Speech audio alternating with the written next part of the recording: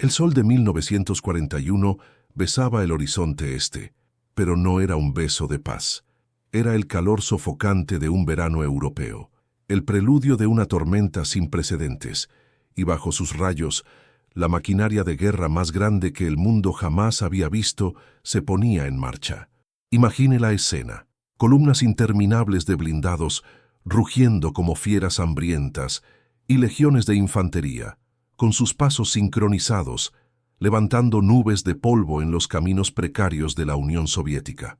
La Wehrmacht, el ejército alemán, avanzaba con una confianza casi divina, una fuerza imparable que había barrido Europa en tiempo récord. Nadie, o casi nadie, se atrevía a dudar del poderío alemán aquel junio. La Blitzkrieg, la guerra relámpago, era la sinfonía de la victoria, y sus acordes resonaban desde Polonia hasta Francia. Ahora, el objetivo era el gigante dormido del Este, la Unión Soviética, un coloso que se esperaba que se derrumbara bajo el impacto abrumador. El clamor de la victoria era el único sonido que los soldados esperaban escuchar, y el polvo que se levantaba a cada paso parecía un velo para el futuro glorioso que les aguardaba. Se creía con una fe ciega que la victoria sería rápida, decisiva, y que el invierno ruso no pasaría de ser un detalle insignificante en la historia de un triunfo incontestable. Era un espectáculo de poder y ambición, un testimonio de la creencia de que la voluntad humana, cuando estaba armada con tecnología y disciplina, podía moldear el destino. Las banderas con la esvástica ondeaban al viento, reflejando el brillo del sol y la arrogancia de un imperio que se veía a sí mismo en la cúspide de su gloria. Los generales del alto mando, sentados en sus oficinas distantes, veían mapas con flechas rojas avanzando sin parar, devorando territorio como un incendio incontrolable. La euforia era contagiosa, la certeza de que Moscú sería alcanzada antes de que cayeran las primeras nieves. Al fin y al cabo, ¿quién podría detener lo que parecía ser el destino? Pero la historia, mis amigos, es una maestra cruel, y la naturaleza un adversario implacable. Bajo aquella imagen de invencibilidad, una semilla de catástrofe comenzaba a germinar. La inmensidad del territorio soviético, que parecía tan fácil de conquistar en los mapas, se revelaba como un laberinto de distancias monumentales. Los caminos, antes polvorientos, se convertían en trampas de barro cuando llegaban las primeras lluvias, tragándose camiones y tanques, transformando el avance rápido en una marcha arrastrada, desesperadamente lenta. La furia de la Blitzkrieg, que tantos enemigos había paralizado, encontraba ahora un adversario diferente: la imprevisibilidad de una tierra que parecía conspirar contra los invasores.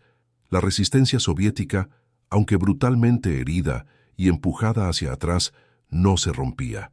En lugar de rendirse, se hacía más feroz, más desesperada, luchando por cada metro de tierra, por cada aldea, por cada vida.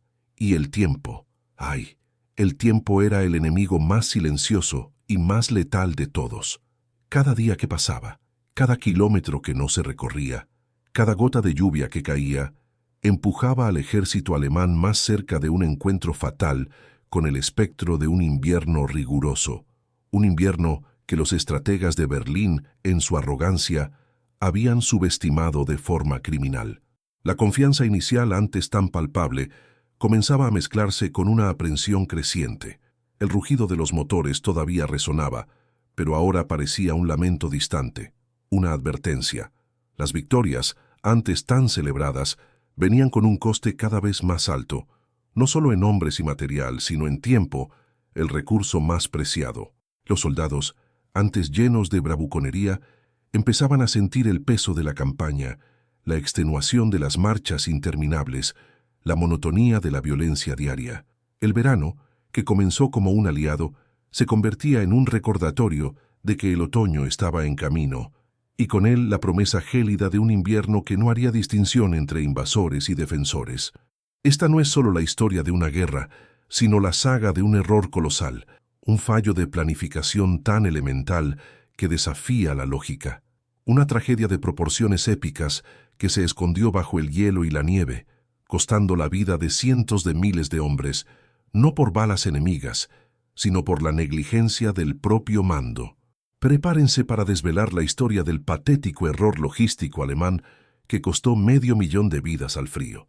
Y la pregunta que todavía resuena, ¿Hitler nunca lo supo? Suscríbanse al canal y embárquense con nosotros en este viaje por la historia, donde cada detalle puede reescribir la verdad que conocen. La verdad, mis amigos, es que, en los primeros meses de la Operación Barbarroja, la Blitzkrieg funcionó como un reloj suizo, pero con la furia de un huracán. Los blindados alemanes, la vanguardia de una maquinaria de guerra implacable, barrieron las fronteras soviéticas con una velocidad que tomó al mundo por sorpresa y dejó a Stalin en shock. Ciudades estratégicas caían como dominós una tras otra, y los mapas en los cuarteles generales alemanes eran un festival de flechas rojas que avanzaban sin parar, engullendo vastas extensiones de territorio. Bielorrusia, Ucrania, las repúblicas bálticas, todo parecía ceder bajo el peso de la Wehrmacht. Millones de soldados soviéticos fueron cercados, capturados en bolsas gigantescas que se convirtieron en verdaderos trituradores de carne humana. Las imágenes de la época muestran filas interminables de prisioneros, exhaustos y desolados, marchando bajo la vigilancia de guardias alemanes, un testimonio brutal de la aparente desintegración de la resistencia soviética. La euforia era palpable entre los soldados alemanes. La victoria parecía no solo probable, sino inevitable. Creían que el objetivo final, la capital, Moscú, estaba al alcance, y que sería solo cuestión de semanas, quizás días, hasta que la bandera de la esvástica ondeara sobre el Kremlin. Los generales, antes cautelosos, ahora se jactaban.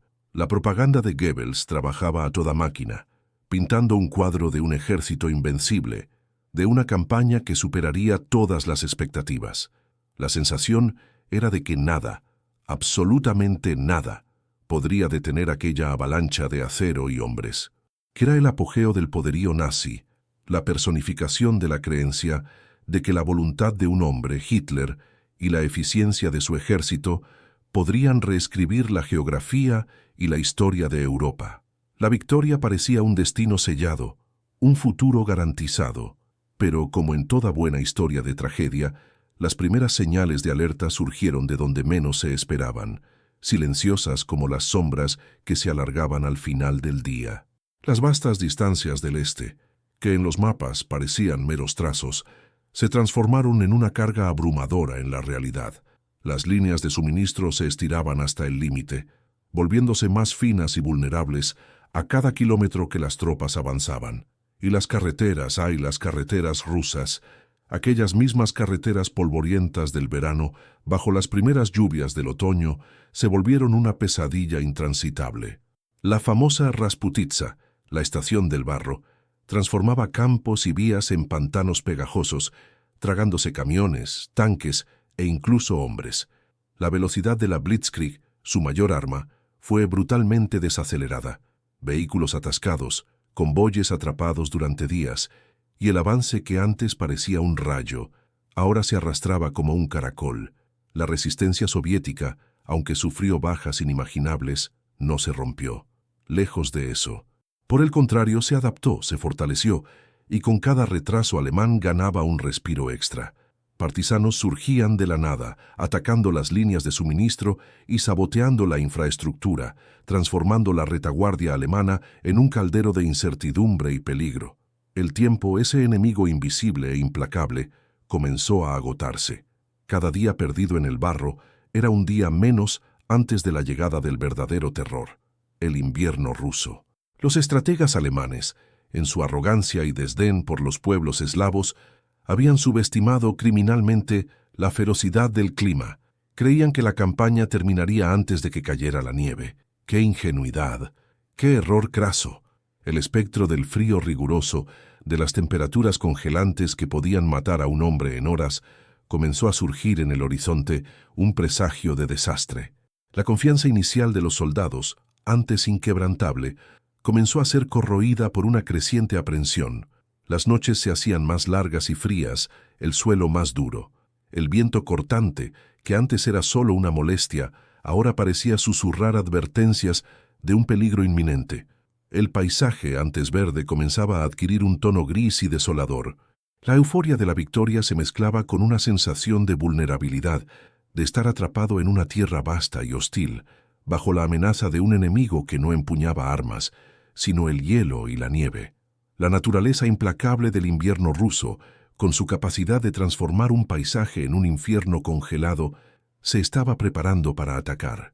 No era un enemigo que se pudiera ver o disparar, sino un enemigo silencioso y omnipresente, que penetraba en los huesos, paralizaba máquinas y robaba la vida lentamente, gota a gota, congelación a congelación.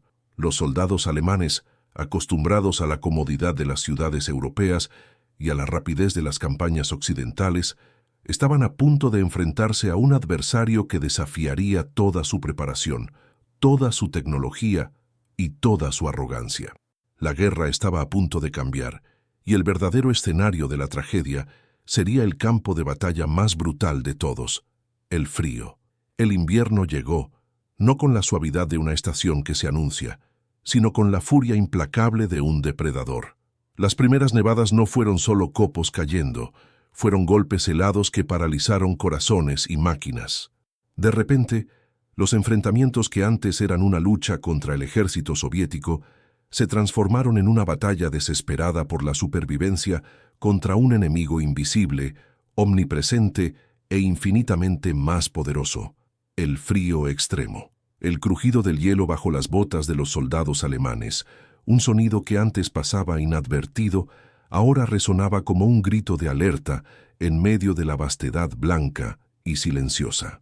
El viento cortante, que parecía venir del fin del mundo, penetraba cada rendija de la ropa, congelando la piel, los músculos, los huesos. El sonido amortiguado de explosiones en la nieve densa era un recordatorio constante de la muerte, pero a menudo la muerte llegaba sin un solo disparo, solo con el silencio blanco y gélido. A cada amanecer, la lucha no era solo para avanzar o defender una posición, sino para simplemente existir. Armas que antes eran confiables fallaban miserablemente, sus mecanismos internos congelados y atascados. Los lubricantes se volvían gel, los cartuchos se pegaban en las cámaras, y las ametralladoras, antes símbolos de poder, se convertían en trozos inútiles de metal congelado. Vehículos, tan cruciales para la Blitzkrieg, se negaban a arrancar. Los tanques se transformaban en monumentos de acero en medio de la nada, sus motores petrificados por el frío. Coches y camiones quedaban atrapados en la nieve, abandonados, mientras sus ocupantes probaban suerte a pie en medio de un infierno blanco. El sufrimiento de los soldados alemanes, despreparados para tales condiciones, era indescriptible. Muchos habían partido hacia la Unión Soviética con uniformes de verano, creyendo que la campaña terminaría antes del otoño. Ahora, bajo temperaturas que podían alcanzar los 40 grados bajo cero, la realidad los aplastaba. Reportes de congelación se multiplicaban. Dedos, pies, manos, orejas, partes del cuerpo que se oscurecían y morían, exigiendo amputaciones muchas veces realizadas sin anestesia, con sierras de campaña y la valentía bruta de compañeros de armas. La gangrena se extendía como una plaga, transformando heridas leves en sentencias de muerte. La extenuación física y mental era total. Cada día, la esperanza disminuía, sustituida por una desesperación fría y cortante. Hombres confiados, llenos de bravuconería y la certeza de la victoria, se transformaban en espectros hambrientos y congelados, sus ojos vacíos de cualquier brillo que no fuera el reflejo de la nieve. La comida escaseaba, el agua se congelaba, y el sueño era un lujo interrumpido por el temblor incontrolable y el miedo constante de no despertar. El paisaje ruso, antes verde y lleno de vida, se había metamorfoseado en un desierto blanco y hostil, un escenario de destrucción y desesperanza. Aldeas incendiadas, que podrían ofrecer algún refugio, eran ahora solo pilas de cenizas y escombros helados, incapaces de proteger a los soldados del viento despiadado. Trincheras, diseñadas para la defensa, se convirtieron en tumbas de hielo, donde los hombres esperaban la muerte, o por balas soviéticas o por el abrazo gélido de la hipotermia. La vasta implacabilidad engullía vidas, una por una, sin ceremonia, sin dejar rastros. La nieve, que caía incesante, cubría los cuerpos, transformándolos en montículos indistintos, testigos silenciosos de una tragedia que se desarrollaba. Y entonces, la verdad brutal comenzó a revelarse, desenmascarando la ilusión de un ejército invencible.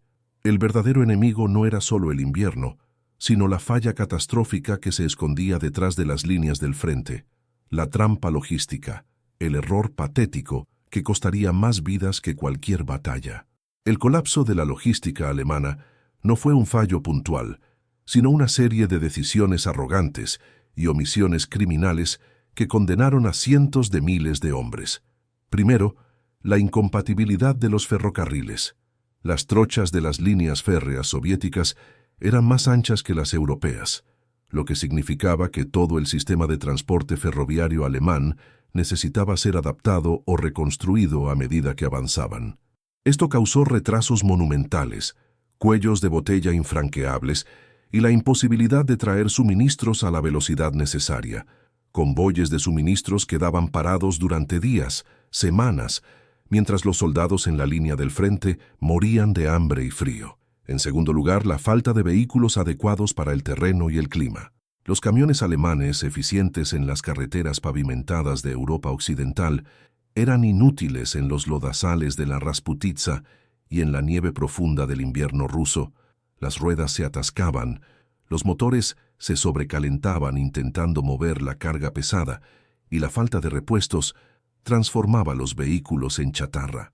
La escasez crítica de combustible paralizó aún más la capacidad de transporte. Sin gasolina o diésel, los camiones se detenían, los tanques quedaban inertes y la artillería no podía ser movida. El ejército, que dependía de la velocidad, estaba ahora inmovilizado, pero el más cruel de todos los errores fue la escasez de vestimenta de invierno. La creencia ciega de que la campaña terminaría en semanas llevó al alto mando a no proveer uniformes de frío adecuados para la masa de sus soldados.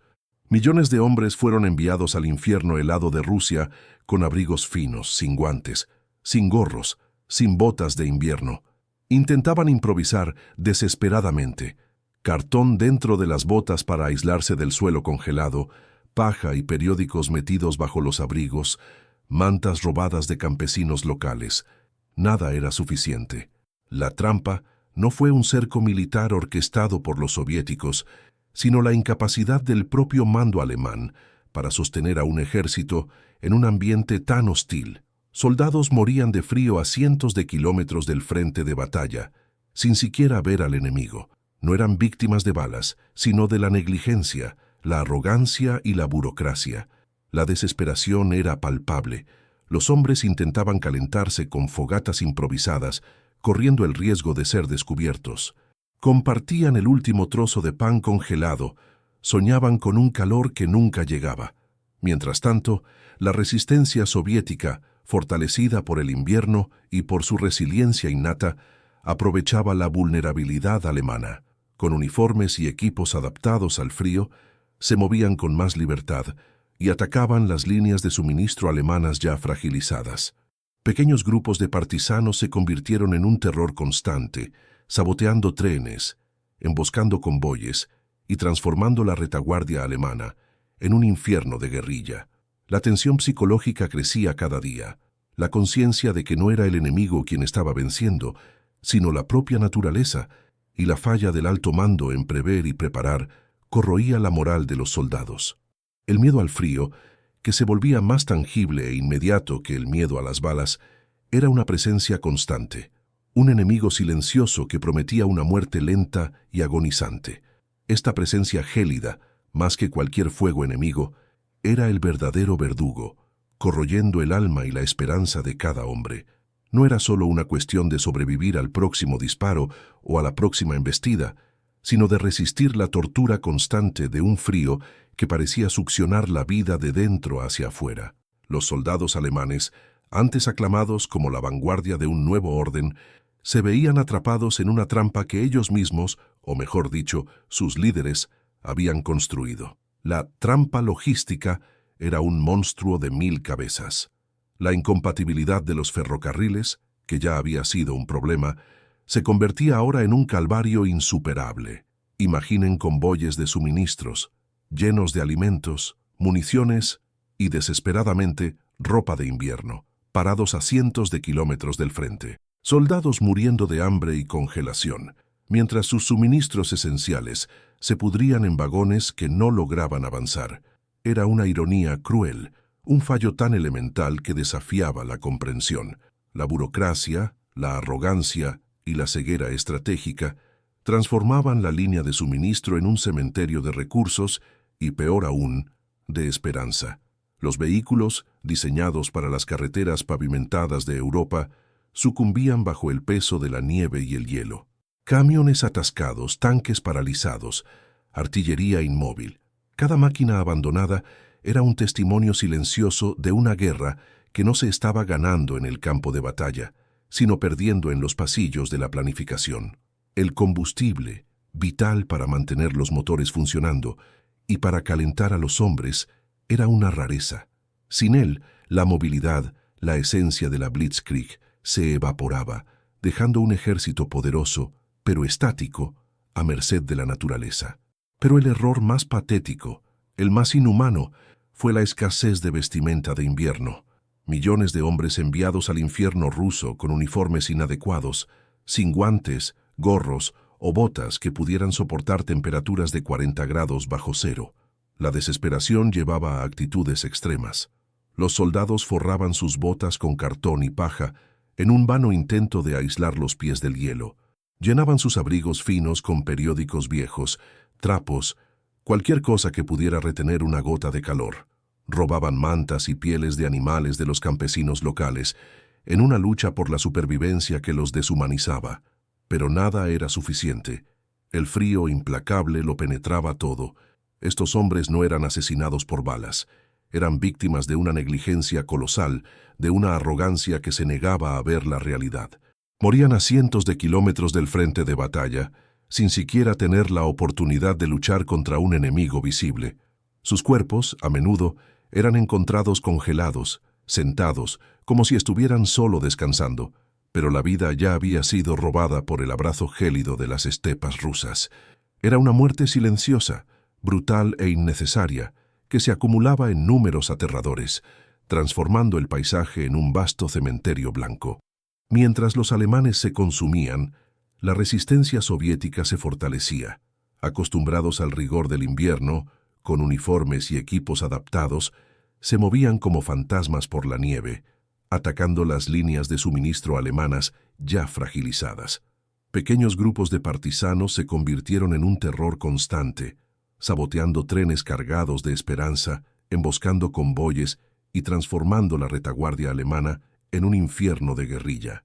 Cada ataque, cada retraso, cada pérdida de suministro era un clavo más en el ataúd de la Wehrmacht. El invierno no era solo un fenómeno climático para los soviéticos, sino un aliado, un general implacable que luchaba a su lado.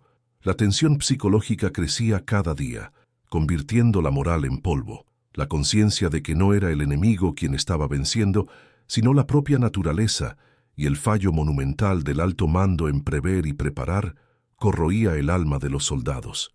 El miedo al frío, más tangible e inmediato que el miedo a las balas, era una presencia constante, un enemigo silencioso que prometía una muerte lenta y agonizante. La visión de un camarada congelado al lado, sin una sola herida de batalla, era más desmoralizante que cualquier ataque enemigo. La lealtad al Führer y a la patria comenzaba a desvanecerse, sustituida por un sentimiento de abandono y traición. ¿Cómo podían haber sido enviados a tal infierno sin la menor preparación? Y entonces, el invierno de 1941-42 alcanzó su punto culminante, transformando la crisis logística en un verdadero clímax de desesperación. Las temperaturas cayeron en picada a niveles que desafiaban la vida, llegando a 40 grados Celsius bajo cero. El aire, al ser respirado, quemaba los pulmones. La piel expuesta se congelaba en minutos. El ejército alemán, antes una fuerza imparable, estaba ahora paralizado, congelado hasta los huesos. Fue en ese momento de extrema vulnerabilidad que el contraataque soviético en Moscú se desató, pillando a un ejército alemán despreparado para la defensa, más preocupado en sobrevivir al frío que en combatir al enemigo. La decisión de Hitler, irreductible en su megalomanía de prohibir cualquier retirada, selló el destino de miles de soldados. «Ni un paso atrás», resonaba en las radios, mientras hombres morían de congelación, enfermedades y extenuación. Los oficiales en el frente, testigos de la catástrofe humana, imploraban permiso para retroceder, para salvar lo que quedaba de sus tropas, pero la orden era inflexible. El coste humano inmediato fue asombroso. Decenas de miles de muertos por congelación y enfermedades relacionadas con el frío, amputaciones masivas y la pérdida de la capacidad de combate de divisiones enteras. Las escenas que se desarrollaban eran de un horror indescriptible. Soldados tambaleándose en la nieve profunda, dejando atrás rastros de sangre y cuerpos congelados. Vehículos abandonados, transformados en esculturas de hielo. Monumentos silenciosos a una falla estratégica colosal.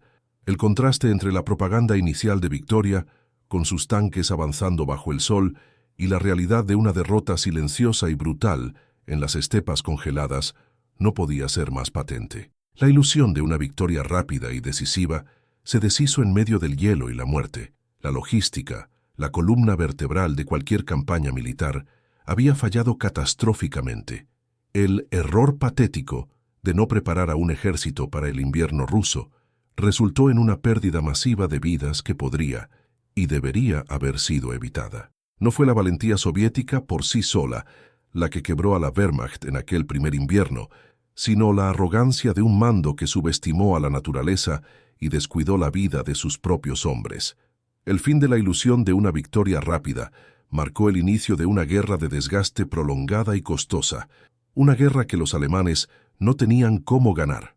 El invierno ruso no solo detuvo el avance nazi, lo congeló, lo mutiló y lo condenó a una derrota inevitable.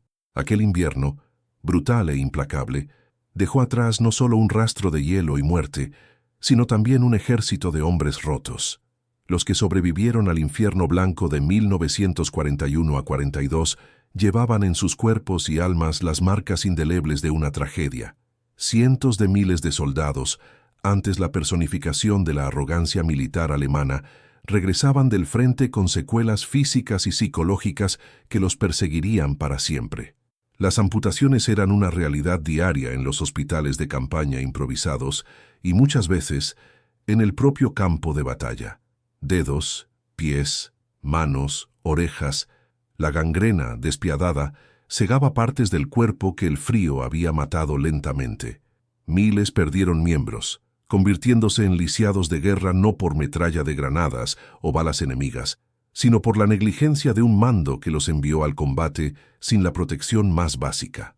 Las imágenes de esos hombres, muchos de ellos jóvenes, sin las extremidades, con rostros marcados por el sufrimiento y el vacío, eran un testimonio silencioso del coste real de aquella campaña desastrosa. Pero las heridas visibles eran solo la punta del iceberg. El trauma psicológico era profundo, quizás más devastador que las pérdidas físicas. Aquellos que presenciaron cómo sus camaradas se congelaban hasta la muerte, que vieron su propia carne oscurecerse y caer, que sintieron la desesperación de un hambre y un frío que parecían no tener fin, cargaban cicatrices invisibles. La esperanza, la fe en la victoria y en el liderazgo había sido brutalmente arrancada. Lo que quedaba era un vacío, una incredulidad que corroía la moral y la voluntad de luchar. Muchos desarrollaron trastornos de estrés postraumático mucho antes de que la medicina pudiera nombrarlos, viviendo con pesadillas, temblores y un pavor irracional al frío. El impacto en la moral y en la capacidad de combate de la Wehrmacht fue devastador. No se trataba solo de la pérdida de hombres experimentados, sino de la ruptura del espíritu de un ejército. Los soldados que volvían del frente oriental, cuando volvían, no eran los mismos. Habían visto el abismo, y el abismo no era el enemigo soviético, sino la propia naturaleza y el fallo del mando en protegerlos. La confianza en los generales y sobre todo en Hitler comenzó a desmoronarse. ¿Cómo pudieron haber sido tan ciegos? ¿Cómo pudieron haber permitido que 500.000 de sus propios hombres murieran de forma tan patética, no en combate glorioso, sino sucumbiendo a un enemigo tan básico como el clima? Y es aquí donde surge la pregunta más perturbadora de todas, un susurro que resuena por los pasillos de la historia. Hitler nunca lo supo. Es difícil concebir que el líder supremo del Reich pudiera ignorar la escala de tal catástrofe humana. Sin embargo, la máquina de propaganda nazi era maestra en filtrar información, en pintar un cuadro de éxito ininterrumpido, incluso cuando la realidad en los campos de nieve era de desesperación y muerte. Los informes del frente eran frecuentemente ajustados para no desagradar al Führer, que tenía aversión a las malas noticias y una creencia inquebrantable en su propia infalibilidad. Los generales, temiendo la ira de Hitler, a menudo minimizaban la gravedad de la situación, enfocándose en las pequeñas victorias y oscureciendo las pérdidas colosales causadas por el frío y la ineficiencia logística. Existía una desconexión abismal entre la realidad brutal de la estepa rusa y los salones calentados de los cuarteles generales en Berlín. Mientras los soldados morían congelados en sus trincheras improvisadas, Hitler todavía soñaba con la victoria rápida, con la gloria de un nuevo orden, ajeno al precio que sus propios hombres estaban pagando por su arrogancia. Los números son fríos, pero la historia detrás de ellos es de un calor de sufrimiento insoportable. 500.000 soldados alemanes perdidos por el frío y sus consecuencias directas en aquel primer invierno. No por balas, no por bombas, sino por hipotermia, gangrena, enfermedades respiratorias y el agotamiento total, todo resultado de una logística vergonzosamente inadecuada. Esta es una estadística que durante mucho tiempo fue eclipsada por las grandes batallas y por los hechos heroicos, pero que representa una de las mayores fallas de planificación militar de la historia moderna. La memoria colectiva de la Segunda Guerra Mundial a menudo se concentra en los actos de valentía, en las estrategias geniales o en las atrocidades más visibles, pero esta faceta de la guerra, el error patético de la logística que transformó el invierno ruso en un verdugo silencioso, es frecuentemente olvidada o minimizada.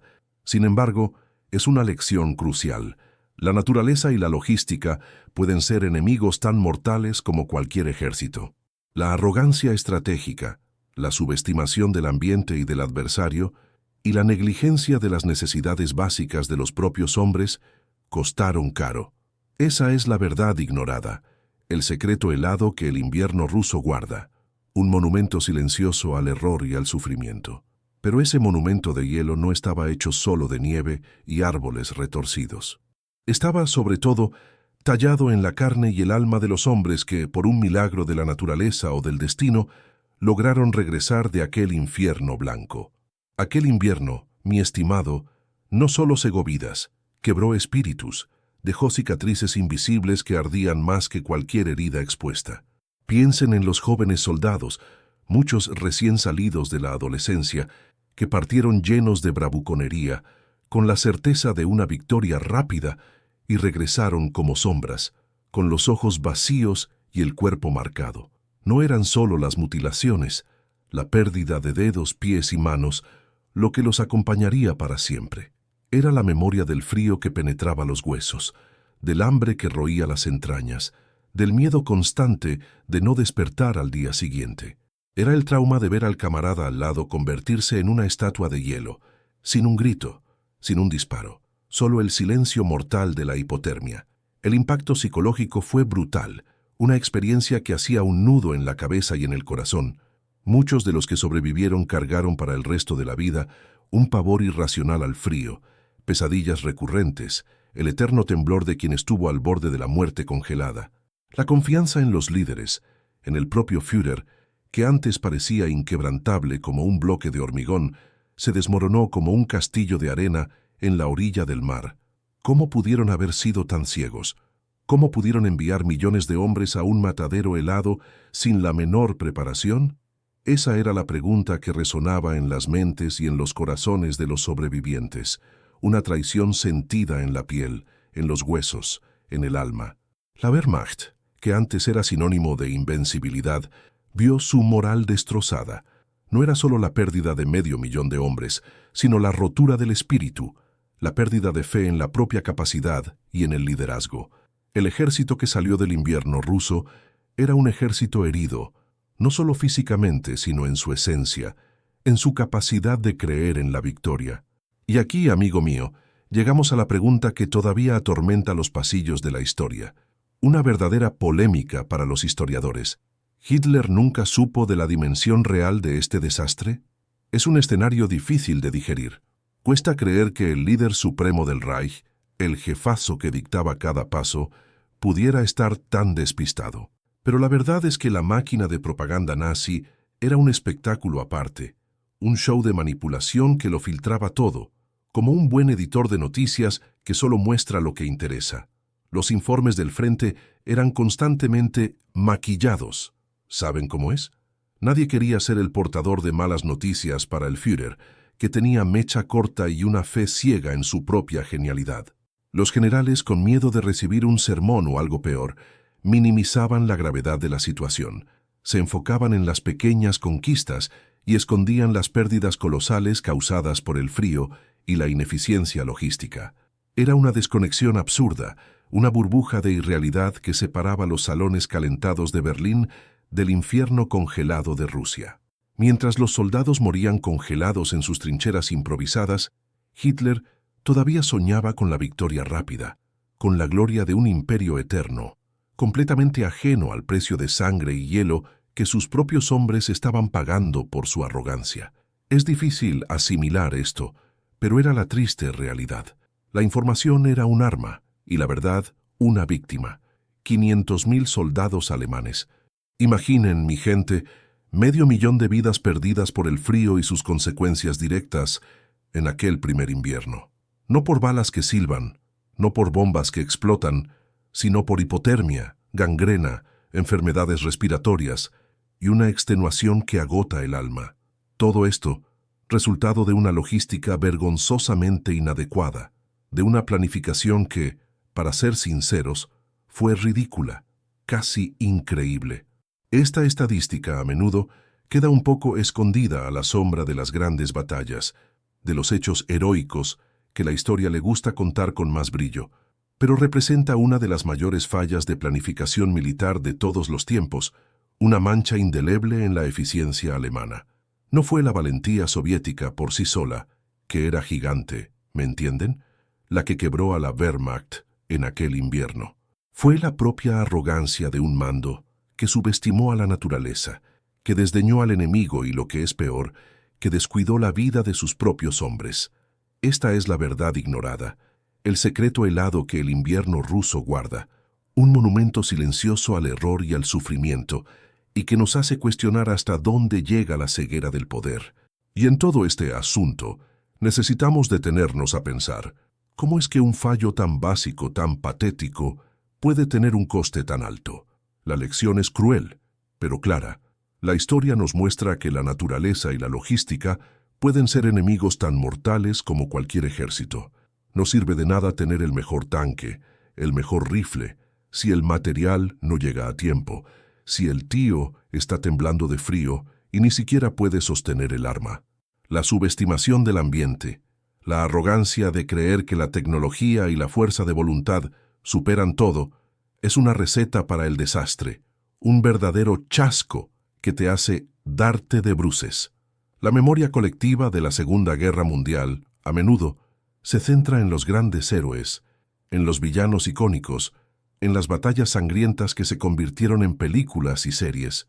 Pero esta faceta de la guerra, el error patético de la logística que transformó el invierno ruso en un verdugo silencioso, es un recordatorio de que las mayores tragedias pueden nacer de fallas que parecen insignificantes en retrospectiva. Es la importancia de reconocer que la naturaleza, con su fuerza abrumadora, y la logística, la columna vertebral de cualquier emprendimiento, pueden ser enemigos implacables y decisivos. Es una verdad que, amigo, no podemos olvidar. Es un capítulo de la historia que, aunque helado, necesita ser contado y recontado para que no caigamos en las mismas trampas de la arrogancia y la negligencia. La historia, mi gente, no es solo sobre lo que pasó, sino sobre lo que aprendemos con ello. Y el invierno ruso, con sus 500.000 muertos por el frío, es una escuela de humildad y planificación, una alerta para todos nosotros sobre los peligros de la prepotencia. Pero esa escuela, a menudo ve sus lecciones ignoradas, relegadas a los márgenes de los grandes hechos de armas. La historia, mi camarada, es un maestro implacable, y el invierno ruso, con sus 500.000 muertos por el frío, se alza como un monumento silencioso, no de piedra o bronce, sino de hielo y viento, tallado en la carne y el alma de hombres que fueron víctimas de una arrogancia sin límites. Nos recuerda la fragilidad de la vida humana ante la naturaleza indomable y la falla estratégica que, en retrospectiva, parece tan patética, tan increíble. Aún resuena la pregunta, ¿Hitler nunca lo supo? Quizás la cuestión no sea solo sobre lo que el Führer sabía, sino sobre la peligrosa desconexión entre el poder absoluto y la brutal realidad del campo de batalla. Sobre cómo la verdad puede ser convenientemente filtrada, distorsionada, hasta que la catástrofe se convierte en un mero número, una estadística fría, en informes que nunca llegan a los oídos de quien realmente decide. Fue esa ceguera, esa subestimación criminal del ambiente y del enemigo, la que condenó a 500.000 de vidas alemanas, no por heroísmo en combate, sino por una muerte silenciosa, congelados en las estepas distantes.